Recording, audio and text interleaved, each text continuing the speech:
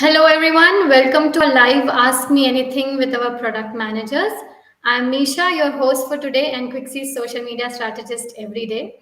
As you all know, in this session, we'll have our product managers live with us to answer your questions and tell us about Quixy. So, without any further ado, let us first welcome our first speaker, Mr. Ramesh Kenche, product manager Quixy. Hello, Ramesh. Welcome to our live session. Hello, Misha. Good evening. Good evening, everyone. Our second speaker for the session is our product manager, Sidhartha. Welcome, Sidhartha. Hi, Misha. Hi, everyone. Good evening. Good evening. So before we begin, I just want to tell our audience that these people are no ordinary people. They have been with Quixy since its inception and know the product inside out. So if you have any questions about the platform, their strategy, starting your no-code journey, shoot them in the comments. Now is the time. All right. So my first question for today is for Siddhartha. Siddharth, please tell us a little bit about yourself, your areas of work, and why did you choose Quixy? Hello, everyone, again. I am Siddharth. I am currently working as a product manager with Quixy. I handle emerging tech side of the portfolio of Quixy as a platform.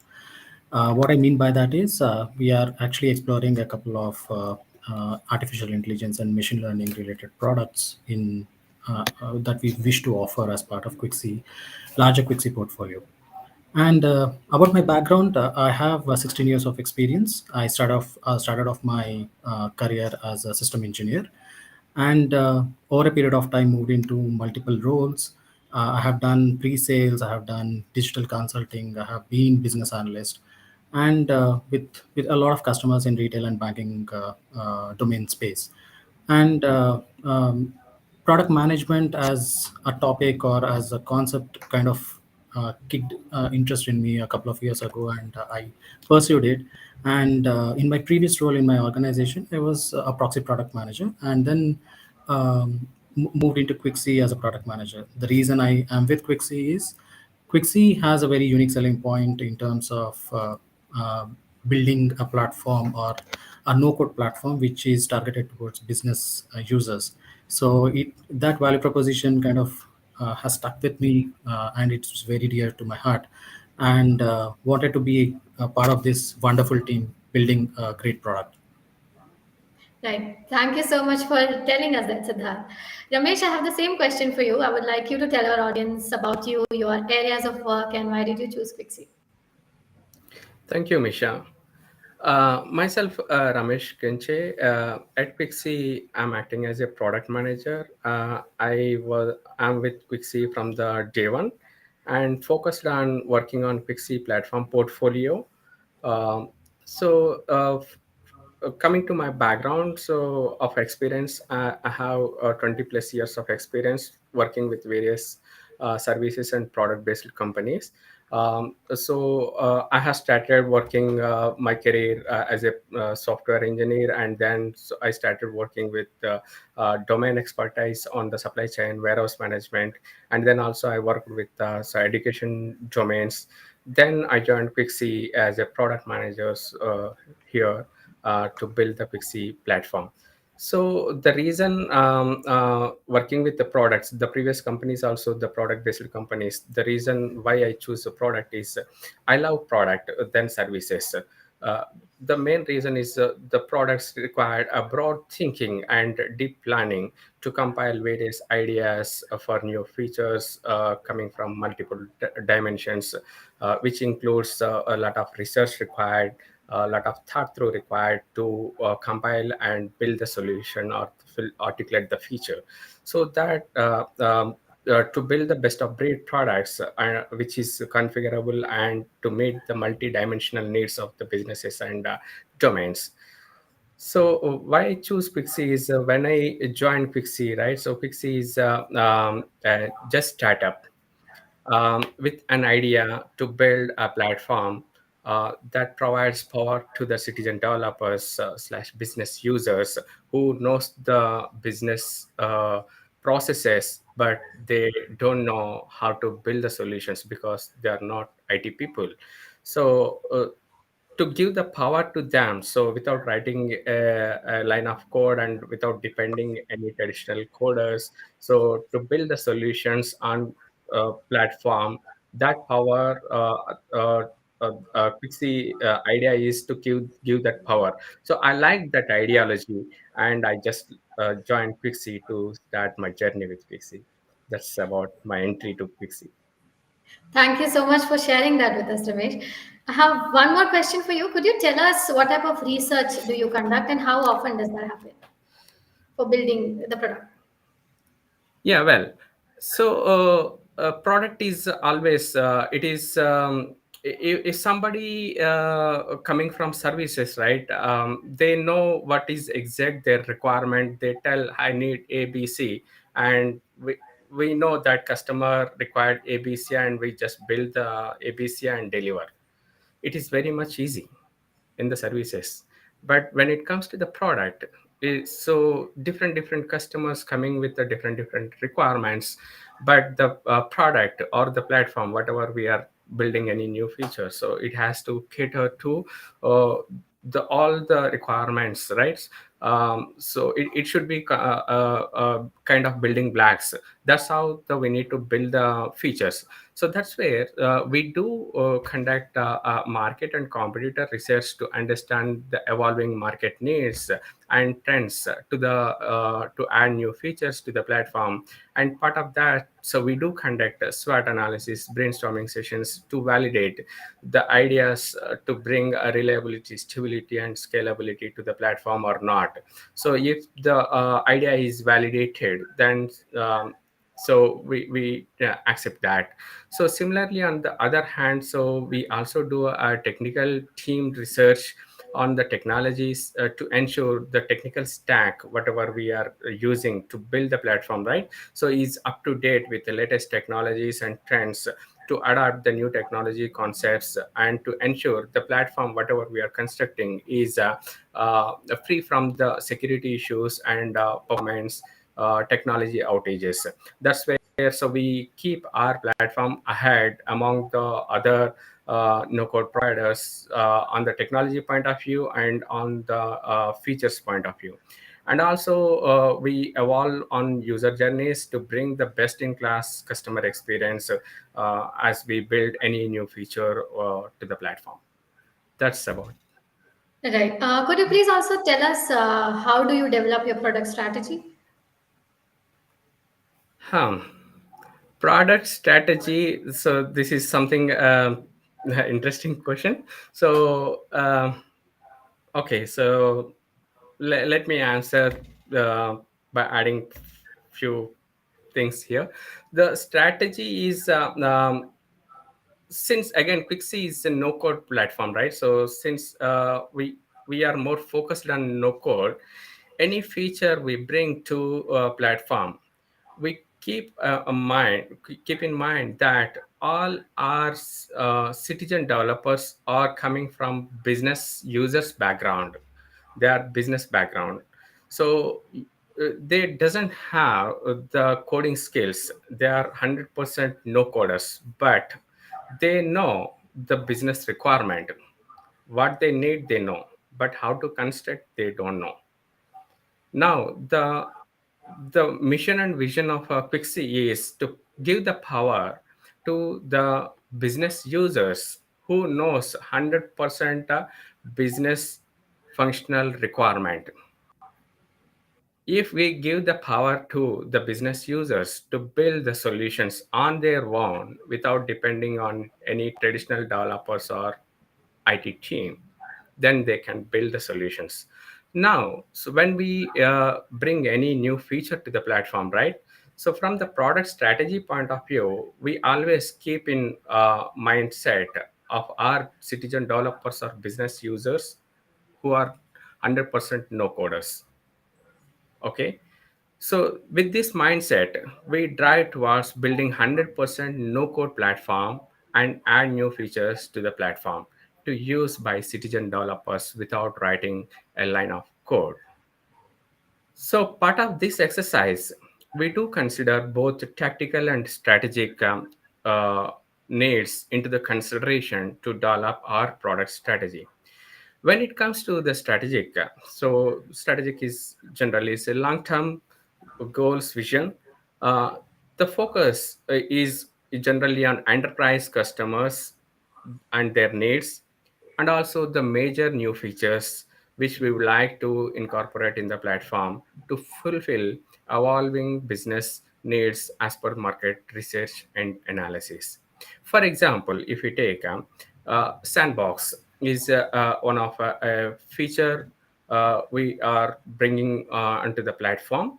So this sandbox feature gives power to the citizen developers to develop or to change the existing module or the new module as per evolving business operational needs.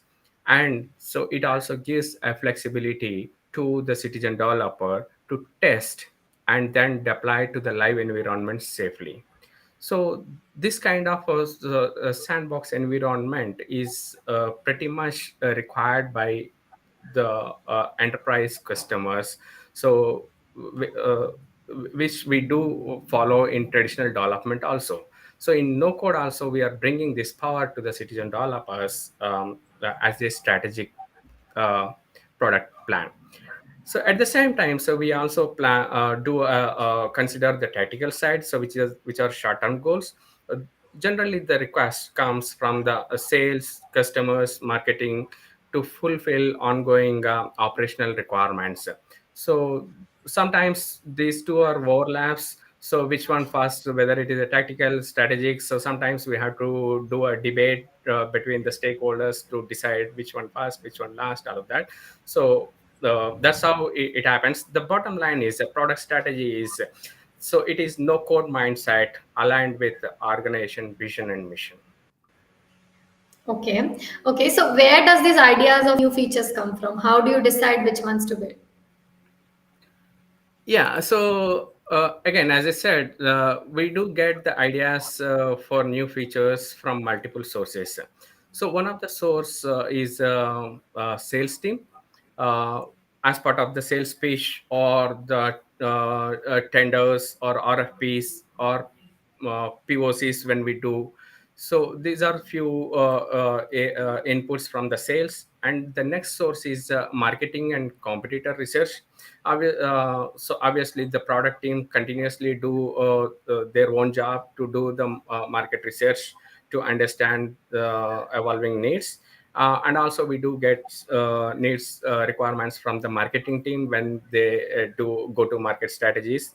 That is one input. And finally, so we do get requirements, the inputs from the customers and implementation partners, and internally our customer success team. And also to answer the other question, how do you decide which ones to build? So this is again uh, uh, interesting question. So here, actually, a real challenge comes to the product. Now we have all the requirements from different people, and we, okay, so dump into the baskets, right?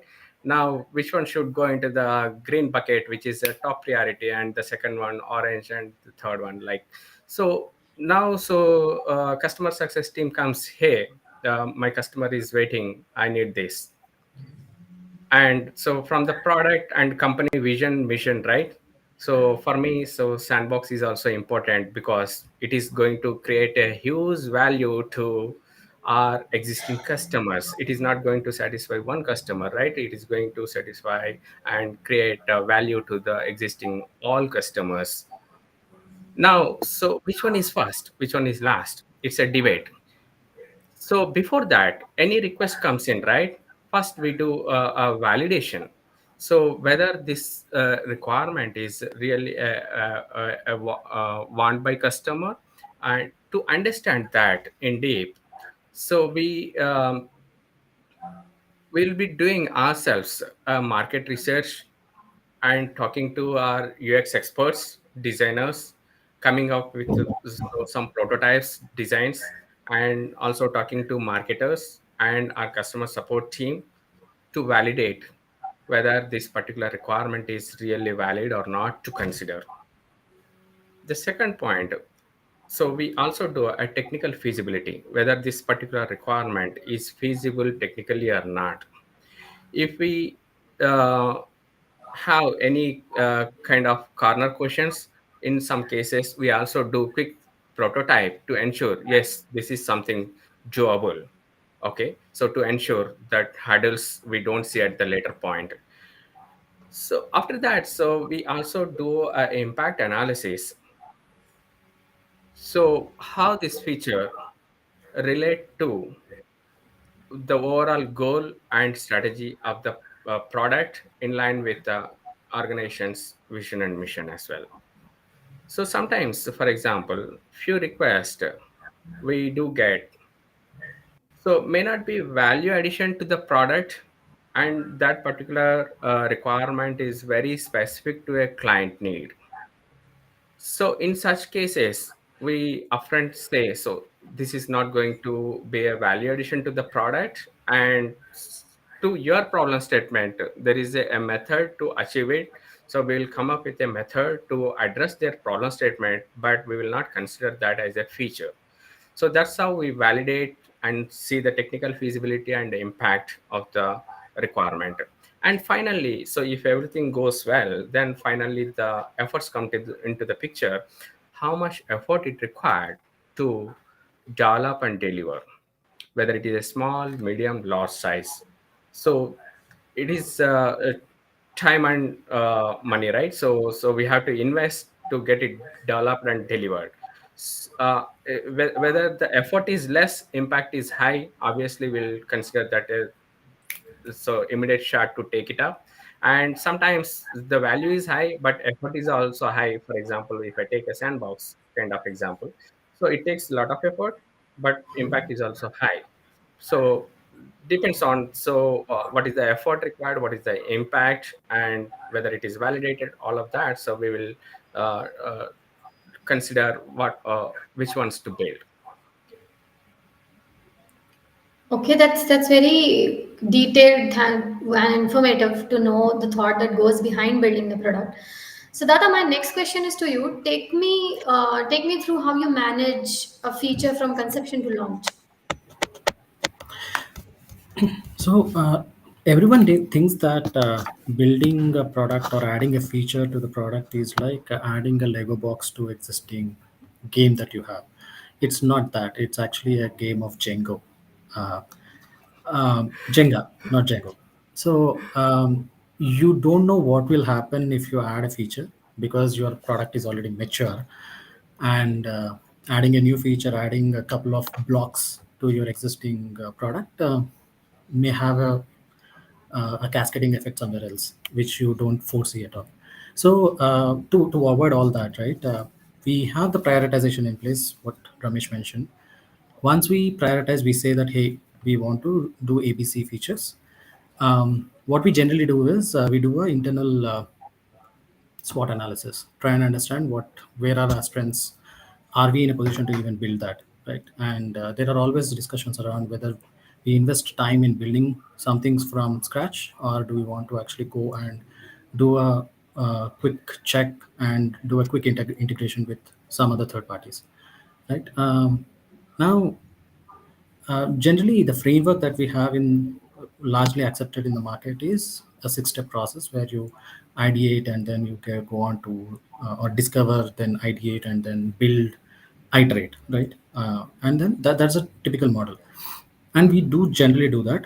Only thing is we iterate quite a bit because we are still a maturing product, we are still growing, and every feature that we add, there are so many pods that we have in our team.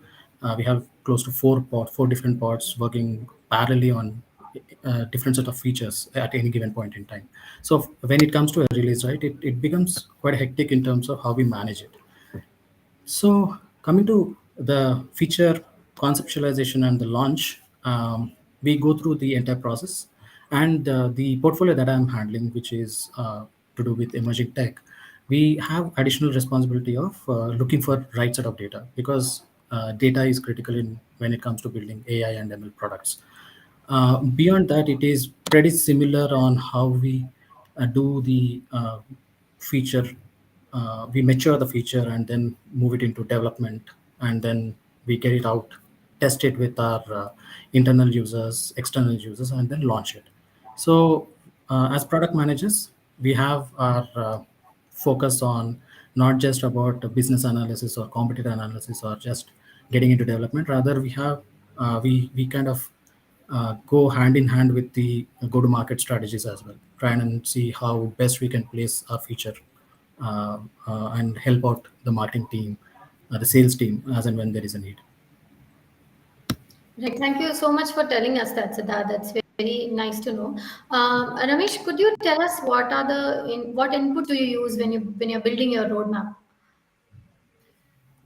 Yeah, Misha. Again, as I said earlier, right? So the answers little bit overlap with the previous answers. So the inputs are multiple. It comes from multiple inputs. So we do conduct so bi-weekly ideation whiteboarding sessions among the core stakeholders from all the departments to do the brainstorming sessions on a specific ideation thought process. That is one input to build the roadmap. And client calls, so we do engage with the clients to understand their use cases, current pain areas on daily operations, and future needs. So where they are uh, their vision, right? So our platform also should be in line with their future scalable businesses and their visions, so that the platform is the features also in line with their our clients, to ensure the clients the retention and adoption of new features, all of that. And so we do get inputs from internal stakeholders, as I said, again, so sales, marketing, customer success, and the implementation partners, market, competitors, competition research. On other hand, so again, tech devs, so in generally, so these requests never come from anybody outside.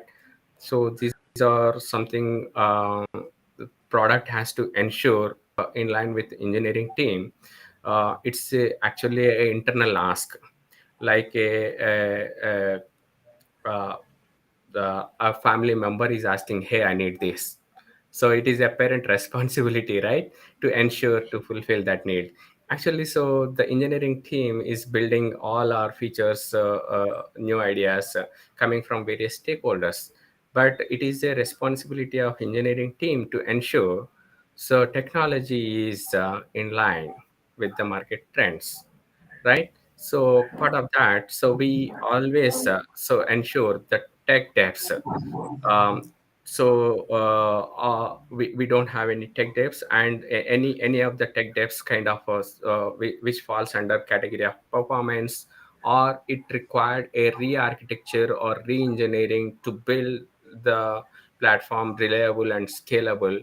So for in such cases, we always ensure the technology stack, how the technology is growing, and how to start re-engineering existing platform to ensure. So all that also a input for us to build the roadmap. And also the security aspects. So if so security is always concern, right, on the data side or on the data breach or the hacking side. So if anyone want to trust the platform and build solutions, so it's not they are ending with the build solutions, right? After they build the solutions, they start using it, they key in the data, they are putting their valid data, valuable data inside our platform, right? So it is our responsibility to ensure the security is always the important aspect. So we ensure the platform is always free from the vulnerabilities. Part of that, so we always give some bandwidth on the roadmap on for the tech devs and the security aspects. These are all the various inputs while we are building our roadmap. Right. Thank you so much for telling us that. My next question is for you again. How often do you plan releases, and what is the development methodology Quixy follows? Okay, so uh, we we are having 2 months release cycle at this junction, and we follow agile development methodology. So for all the features we incorporate in Quixy platform. So in initial days of Quixy, we used to have 2 week, 3 week, 4 week release cycles. Reason the product is still in the maturing phase, and also the cliently base is smaller at that point. Now we have the larger base clients, including enterprise customers on using the platform, um, and the features of the platform are well matured.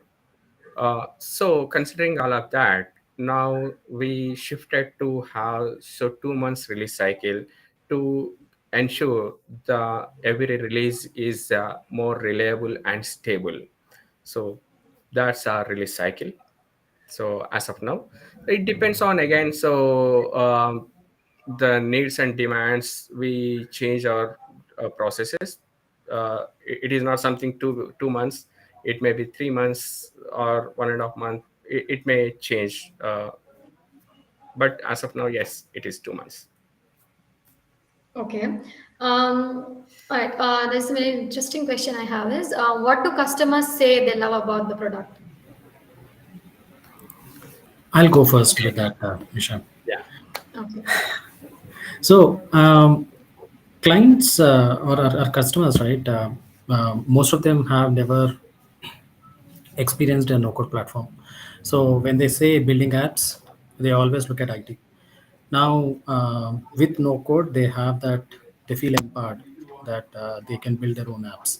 So the typical things that we always listen or always get to listen from our customers are we are able to build the apps and solutions in days instead of waiting for maybe months or a year, right? uh, One another thing that we heard was the IT backlog is now empty. We are building our own apps. Um, and a couple of other things that we heard is not just applications, they are able to build data centric applications, which is our USP as well, which means it's very event driven uh, app access, right? And they are able to build the Quixy to begin with was an ancillary product or ancillary tool in their toolbox. Now it is becoming one of the core uh, tools to rely on. So these are some of the things, and I'm sure Ramesh has good client testimonials as well to share. Thank you for sharing that, Siddhartha. Ramesh, I would really love to know what you think that customers say they love about the product. Yeah, so as rightly Siddharth said, right? Quixy is not just a process automation; it is a data-centric applications can be built. So coming to few, I'll talk about few large customers. So who started their journey, right? So. Without giving the names of our large customers, so just I want to give some background. So few large customers, they started their journey with Quixy platform as a prototype, whether no code works or not. So it is a general tendency, right? So there is a fear, no code, there is no code at all, and whether can we build or achieve our needs or not. So there are hell lot of questions in their minds running, right? So considering all of that, so they started doing simple prototypes on Pixie no code platform. And in a short span, they realized the Pixie platform is the best suit for their evolving business operational needs. And they have opted Pixie platform as their core stream and building more processes solutions to fulfill their core operations without writing a line of code in few hours to days, instead months to years. So this building solutions in a Swift is loved by our customers. Earlier, so they are dependent on IT team. They have to give the requirements. They'll do analysis, build, test, deliver. It takes months. By the time the operational needs are okay, the processes are changed. There is no need for that.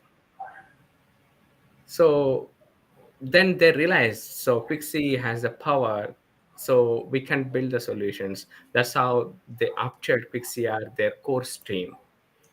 So to give some customer experiences, we have a customer from banking domain. They are completely relied on Quixy platform for their many modules such as vendor, inventory, incident, CRM, lead, asset, HRMS management modules. So if you look at all these modules, they are like enterprise modules, right? So for that, so generally the enterprises go for the big ERP solutions. But now, so think of a scenario.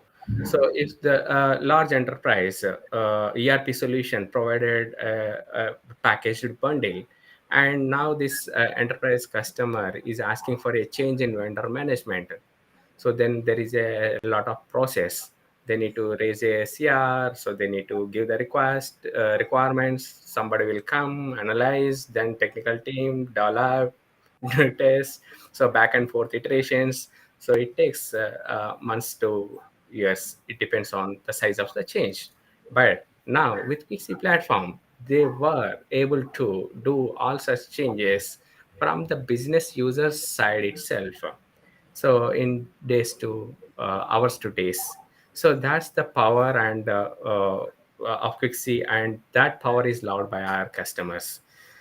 So to give another example, so we have a couple of customers from food industry. So initially, as I said, right, so Quixy is a domain agnostic. So customers from any industry can come and build the solutions. So here the other couple of customers are from food industry. So again, so they have built their core solutions such as CapEx, capital expense management, vendor management, product catalog management, and incident ticket management, and so many more modules.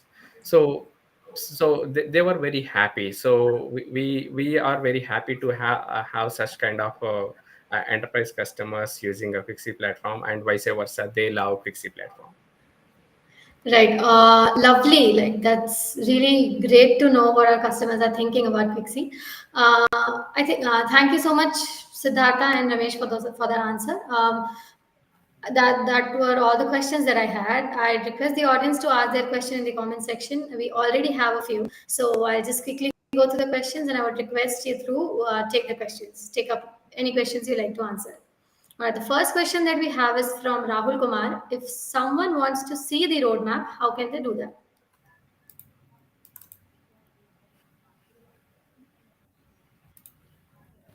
Okay, I'll take it up that question. Okay.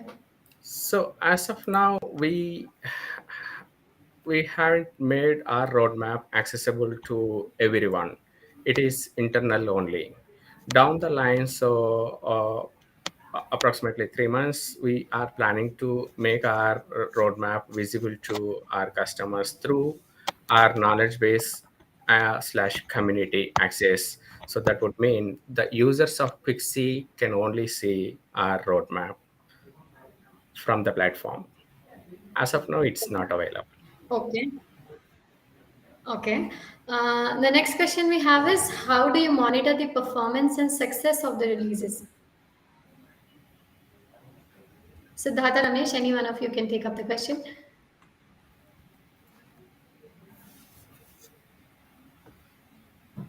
Siddharth, you want to take it up, or so you want me to? Sure, Ramesh, no problem. So, monitoring the performance and success of a release, um, we all know that every release has its own quirks. Um, no matter how well we plan, we end up with some or the other last moment hurdle that we have to get into. Nevertheless, we keep it very tight in terms of how we measure our outcomes for sprint on sprint, release on release, right? And there are a few hits and misses here and there, but um, what so far what did we have a record of launching the features on time. Some of the success criteria that we see are typical to IT industry, which is how many bugs, how many levels of testing has been done, what has been, how many times has the product or the feature has been upgraded or changed over the development lifecycle. So these are some of the metrics that we monitor as we go along any release. And every feature is not readily available for the end users. As I said before, we launch it to our own internal users first, test it out thoroughly, and then once we are convinced, we move it to the release. Right. Okay. The Uh, next question. to Right. Misha, to add to that, today we are following a 2 months release cycle, right? So it's almost 8 weeks window. So to ensure the goal to achieve 8 weeks window, so we as a agile method, we do plan our the entire um, productivity, the items planned into a smaller sprints, a 2 week sprint. And we do conduct a daily stand-up calls to ensure are we on track, is there any deviation, is there any clarity need. Okay, and also we do a weekly product review meeting with the management team to ensure so what's happening and to give the visibility to the top management. Yes, so it is on track or there is some deviation, all of that. um, and also we do have the pods who are specialized into specific modules in the platform, so who will be owning the features to ensure they have deep thought through in line with the product team from the engineering QA side as well, to take the ownership on day-to-day basis to ensure so to meet the timelines. That's how. So we also do continuous checkpoints. Yes, are we on track or is something there is a slippage or something need more focus, all of that to ensure the release cycle. Right. Thank you for telling us that. There's a very interesting question I have. So, as a product manager, how do you keep projects moving forward despite varying opinions and opposition from different stakeholders? Mhm. This is something tricky. Okay, so we do see challenges and different opinions while prioritization and feature design approach. When I say different opinions on the prioritization, so as I said earlier, right? So customer success team comes, hey, I need this because customer is next to him. So so to ensure customer is satisfied and delivered whatever they ask, so customer success team sits next to a product team. Hey, I need this. This is priority for me. So sales comes with a different requirement. I need this feature so that I can close this deal. Do you want money or not? Obviously, I can't say I don't need money, right? Organization need money. So we had to accept.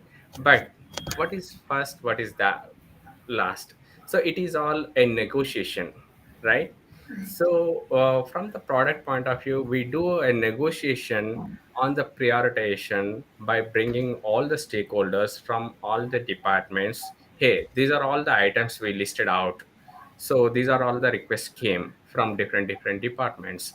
Now let's sit together and define the priority to consider in next release cycle and further release cycle, and also so what can go in the long roadmap. So that's how we do a negotiation, come to a common understanding among all the team members, all the stakeholders, all the departments, and do the prioritization.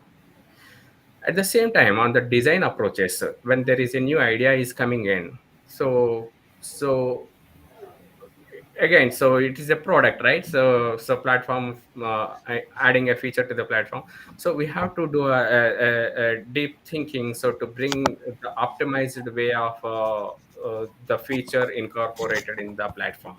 So part of that, so different people will have a different opinion on the design pattern as well. So we do create various design experiences, approaches to validate which makes better experience without compromising on functionality and ease of use. So after that, we will do a walkthrough with all the stakeholders to take feedback, and then so we conclude.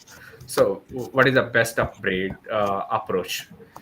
So from the product point of view, so product team in generally, so we are open to accept of various opinions and decide so what is giving a more value addition. So we accept that opinions and come up with the best approach. That's how we do we consider the various opinions of various stakeholders on prioritization and design approaches. Right. Okay. Thank you for telling us that. The next question is from Tina. The question, can we make this product possible with the current technology occurred while starting Quixy? If yes, how the team took it and moved forward? So, do you think there was some kind of this thought in our minds that can uh, we make this product? can you repeat the question once again? Sure. The question is, can we make this product possible with the current technology occurred when while starting Quixy? If yes, how the team took it and moved forward?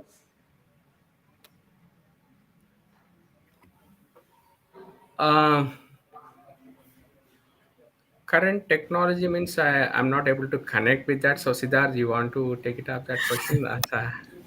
Okay. So, what technology? My understanding what of this question is, when we were starting to build Quixy as a platform, right? Did we ever occur to us that this is an impossible task? It is not possible to do build such a platform. So yes, I have heard stories from people who were before me and who are with me now. Um, there are always apprehensions about something when we start off something which is very new, and we have a lot of things to explore, a lot of things to learn, right? Obviously yes, because I am and my team are at that point in time, at that juncture in our professional life, where we are figuring out a lot of things. So I understand how the initial team, the platform team, might have thought or might have experienced the whole thing. Ramesh, your thoughts? Yeah. So initially, the product is actually the platform is evolved. So initially, when it started, right? So we started to give the power to the citizen developers to automate their processes through a quick form builder and the workflow automation. So the initial thought of the product is some extent, right, of just automating the processes. Then, as we are doing a market research and the market needs, why can't we build so the enterprise grade applications as well through no code?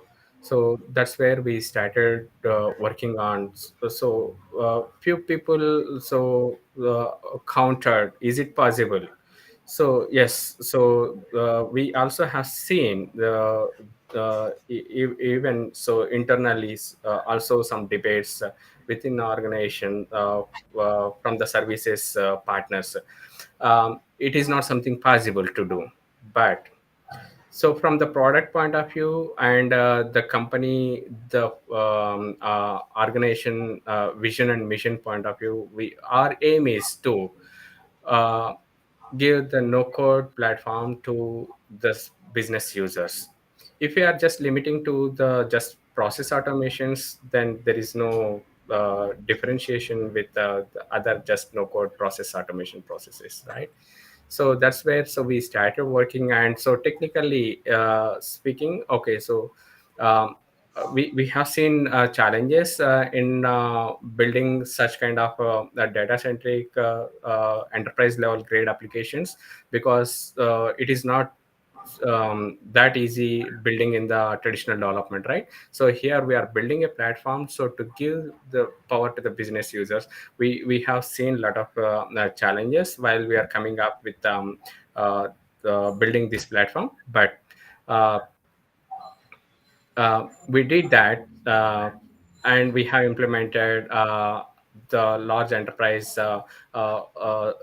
solution for one of the container freight station in one of the port uh, customer. So that is our first achievement, and then so we started our journey from there. So developing and building enterprise solutions. So All we right. have seen some challenges in the beginning, but there are ways to overcome that. We did that. Right. I'm glad that we did that. The next question that we have is, if somebody wants to request a feature, how can that be done? So currently users can request through our community, or they once they log into the platform, so there under help sections there is a report a bug, or request a feature. So from that, so they can raise a request, or they can post on the community. So that the product team reviews such kind of request, validate, then so consider or to decline. So depends on the impact of that. Okay. The next question we have is, how do you stay user focused?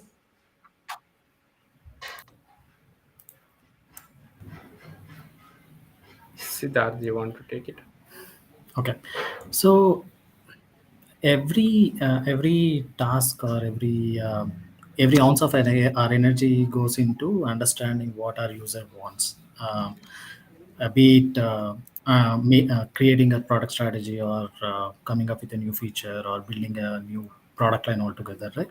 So there is a lot of focus on market research. We try and understand from our existing customers, from our advocates of customers who are our customer success representatives. We get a lot of inputs from our sales team as well. So it's a triangulation of data for us. We get very personal information from what customer thinks, and we get a market view as well. So that helps us stay hyper focused on what our end users, who are our business users, who are the target market for us, what do they need, how do they want to interact with the system. That is how we build our that is where our most of the energy goes into building our platform or our products. All right. The last question that we have is from Raju. How to choose the resource? Will you go for an experienced developer or a less experienced developer?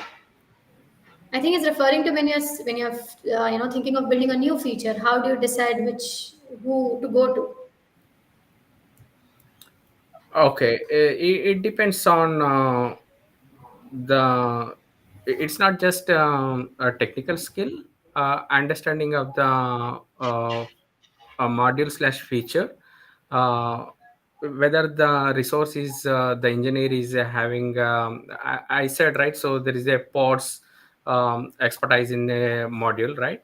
So if this particular engineer is expertise in that particular module, so for example there is a change coming from on the area of workflow related functionality, then so the engineer from the that specific part is the right person to work on that particular change. So it depends on the size and the knowledge on the functionality or slash module. Uh, so depends on that, so we'll be allocating, so who will be working on what. So in general, see that the decision will be done by the engineering team rather than product team. Okay. One more question we have is, when you promise a client and unable to deliver the feature on time, How do you deal with that situation and clients, and how to overcome such scenarios? Siddharth and Ramesh, any one of you can take on.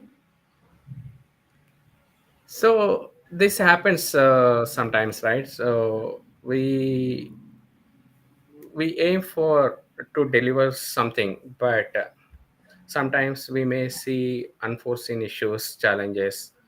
So then we will inform the client in advance. Hey, so this is something we promised, but we are not able to achieve it the timeline because. So what is the cause?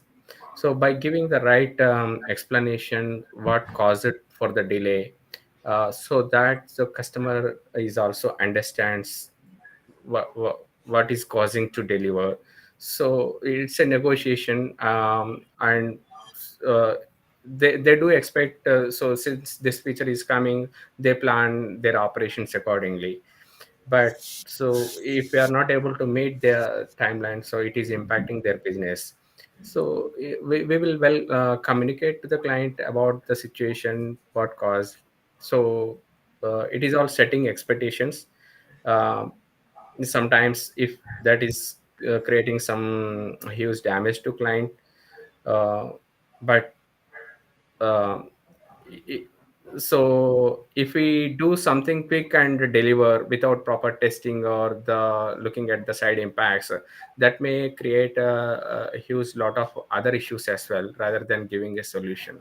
So we will try to communicate to the client, so the right challenge, and to set the expectations and convince the client. Right. Thank you so much for telling us that. All right, viewers, those were all the questions that we had. But before we end this session, I would like our managers to tell us the strategic vision for the product, and is there anything exciting upcoming for the user? We'll start with Ramesh. Okay, well, so the strategic vision is, since Quixy platform is already have crossed a milestone to build applications 10x faster than traditional development.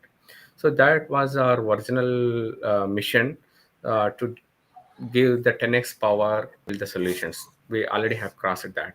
Now, so our next vision is to provide more reliable, scalable, and maintainable capabilities to our customers.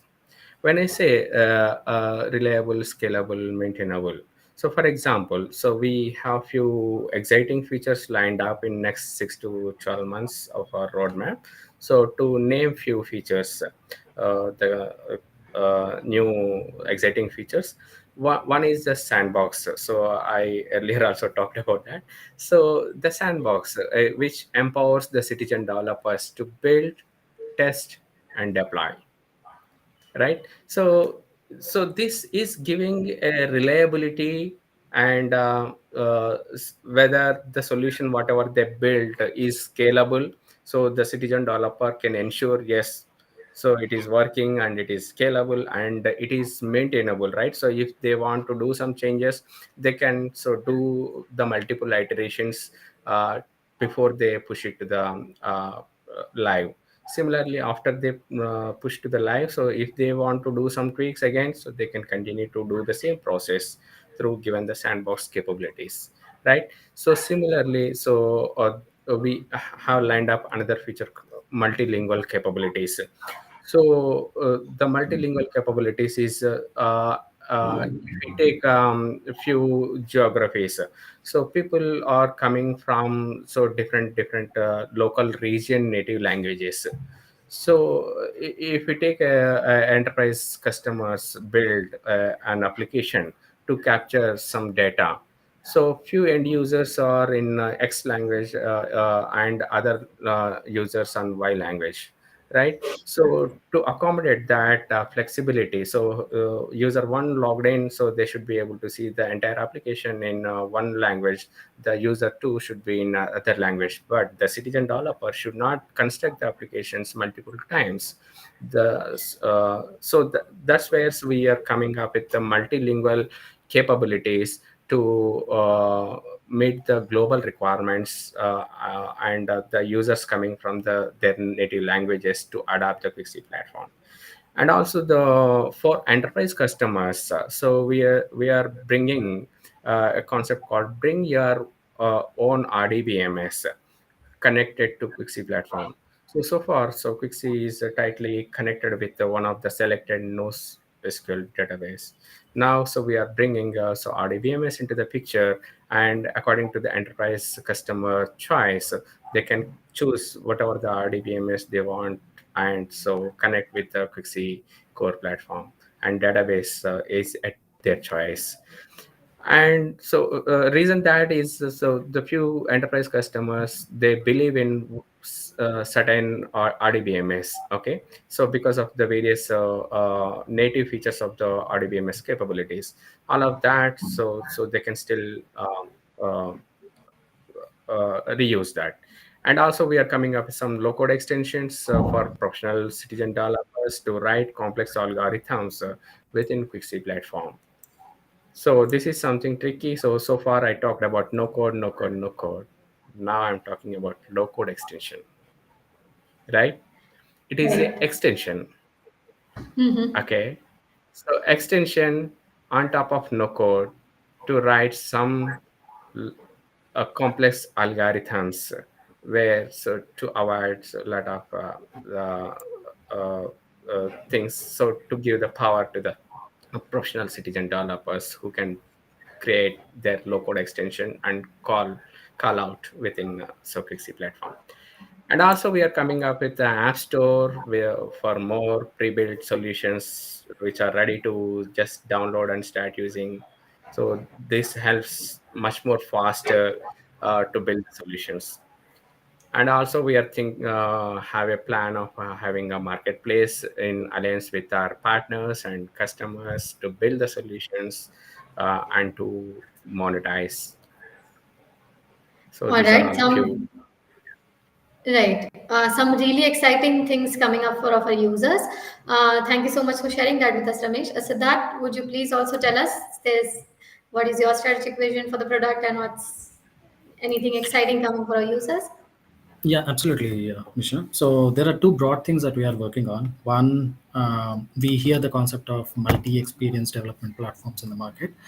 We wish to take Quixy or make Quixy platform as a MXDP. So as part of that, we had a very an experiment which we did was building and deploying a chatbot which deals with or which is able to handle Quixy apps. We recently launched it on Team Store, Microsoft Team Store. Now, our larger vision is to actually build out a completely standalone chatbot wherein a citizen developer can come in and build their own chatbot. So that is one of the ideas that we are tinkering with. Second is looking at intelligent automation as a concept, and wherein we bring in no code is automation. We want to bring in RPA and some concepts of intelligent document processing onto the platform.